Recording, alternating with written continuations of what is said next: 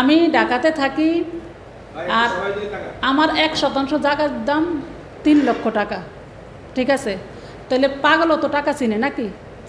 তো আমি ঢাকাতে থাকি, ওরা আমার জায়গা আগের থেকে মায়া চৌধুরীর মরা ছেলে ছবিটা নেয়, মায়া চৌধুরীর ছবিটা নেয় আগে দখল করে ফেলাইছে। দখল করানোর পরে আমি গেছি থানায় যাওয়ার পরে আমি এই যে কমপ্লেন দিছি, এই যে আমার হাতে কাগজ আছে, কমপ্লেন দেওয়ার পরে আমার হাজব্যান্ডেরে মেরে ফেলবে, আমারে ধাক্কা, আমার হাজব্যান্ডেরে অনেক মারার চেষ্টা, তোর অনেক দিন যাবত ধরে খুঁজতেছি, তোরে পাইতেছি না, অনেক ইয়ে করার পরে এরা কিন্তু আগে আমার জায়গা দখল করে ফেলাইছে। পরে আমাদেরকে আমার হাজব্যান্ডকে আর আমাকে নিয়ে ঘরে বন্দি করে যে তুই এখানে সই কর, তাইলে তোরে বাঁচতে দিব না। তারপরে নিজের জীবনের মায়া তো সবাই করে, তাইলে আমি যদি 1% জায়গা 3 লাখ টাকা করে বিক্রি করি, তাইলে আমি 21% জায়গাকে 1 লাখ করে কেউ দেয়? পাগল তো টাকা চিনে। তাইলে আমি কি সাইনটাকে আপনারা বুঝেন, আমি কি সাইনটাকে এমনি এমনি আমার হাজব্যান্ড করছে? এমনি এমনি তো আর আমি করি নাই।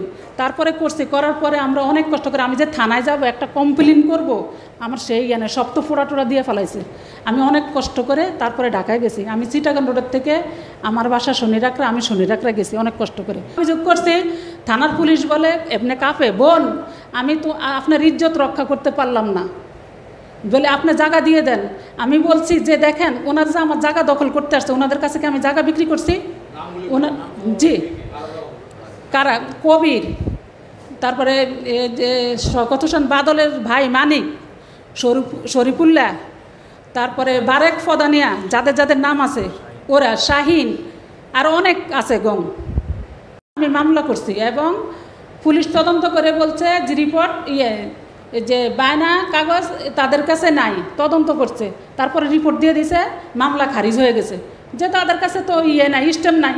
তো ওই স্ট্যাম্প দিয়ে এখন আবার ওরা হেল্লাল গং নামে সন্ত্রাসী, ওর কাছে ওই স্ট্যাম্প দিয়ে আবার বানা করে আমার জায়গার উপরে জোরপূর্বক অত্যাচার করতেছে, গাছগাছরা কাটাকাটি করতেছে, আমাকে হুমকি দিতেছে। এখন আপনারা প্রশ্ন করতে পারেন যে আমি মতলব যাই না কেন?